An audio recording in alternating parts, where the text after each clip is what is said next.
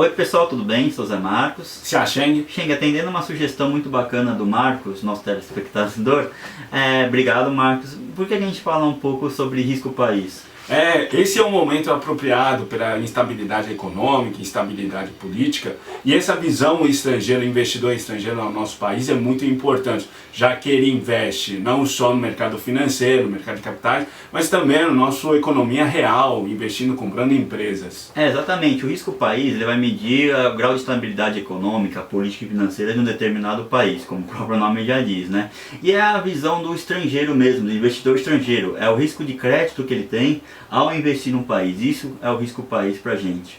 Mas é também falar sobre as medidas mais comuns em relação ao risco país. Isso, tem três básicas que o mercado usa bastante. A primeira, que talvez seja bem usual, a mais usual das três, chama EMB+, que é o Emerging Markets Bond Index, que é calculado pelo JP Morgan desde 93. Então, como é que é a metodologia? Ele vai pegar uma média dos títulos brasileiros através das negociações diárias em mercados secundários e ver qual que é a taxa de juros implícita desses títulos com certa liquidez, títulos brasileiros, do governo brasileiro, né, emitido em dólares lá fora, e vai comparar com um título que em tese não tem risco nenhum, ou um risco baixíssimo, que é o título do governo americano de prazo semelhante, que a chance do Obama não pagar a gente é bem baixinha, né?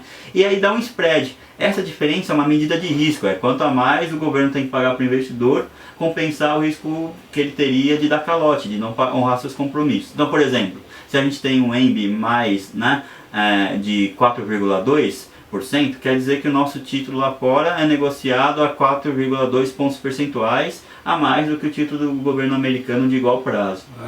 Além do EMB, tem o outro, né, que é CDS, que também faz medição diária. Exatamente, que é o Credit Default Swap, que é como se é um contrato bilateral, né, é como se fosse um seguro para calote.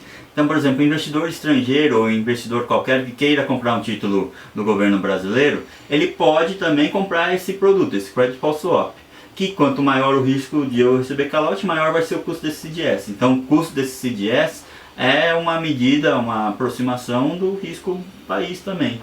E é importante lembrar que muitas vezes você olha para essas medidas, está expresso em basis points, né? Ou seja, cada 100 basis points é 1%. Tenta fazer sempre essa conversão, por exemplo, que o Zé Marcos acabou de falar, 4,2%, você vai ver lá, vai ser 420 basis points. Faça essa conversão, vai ser simples para você. Exatamente. Outra medida de rating, né, Shen, que a gente já comentou, que é um selo de qualidade que as agências internacionais, Standard & Poor's, Moody's, Fitch, aplicam para um determinado país com base em critérios macroeconômicos de longo prazo, como política fiscal, estabilidade política, econômica, né, reservas. E aí você vai lembrar que com rating você consegue separar quem é investment grade, que são grau de investimento, e quem não são.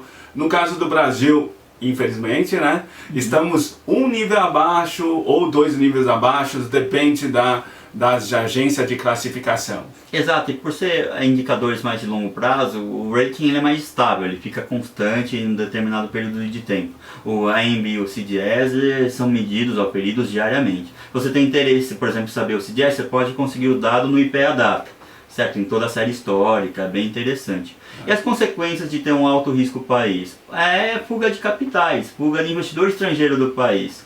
Certo? Então, por exemplo, o investidor que poderia investir no Brasil, se o risco aumentar muito, ele pode pegar o dinheiro dele e investir em outro lugar. Leva os dólares, os recursos dele junto, né? Menos recurso, menos geração de emprego, enfim. E outro impacto negativo é no financiamento. O custo de financiamento agora é mais caro, não só para o governo brasileiro, também para as empresas que atuam no Brasil. E outra é a restrição, o prazo vai ser menor também.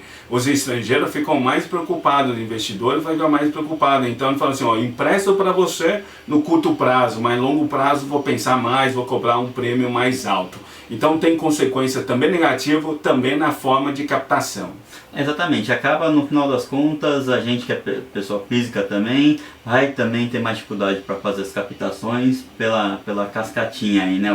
Vai ter menos recurso disponível para a gente pegar de bancos, enfim, de outros instrumentos. Bom, acho que dá para dar uma ideia geral, contextualizar o que é risco país e as medidas usuais de risco país. Se você gostou do nosso vídeo, siga a gente no canal e até a próxima. Tchau, tchau. Até, tchau.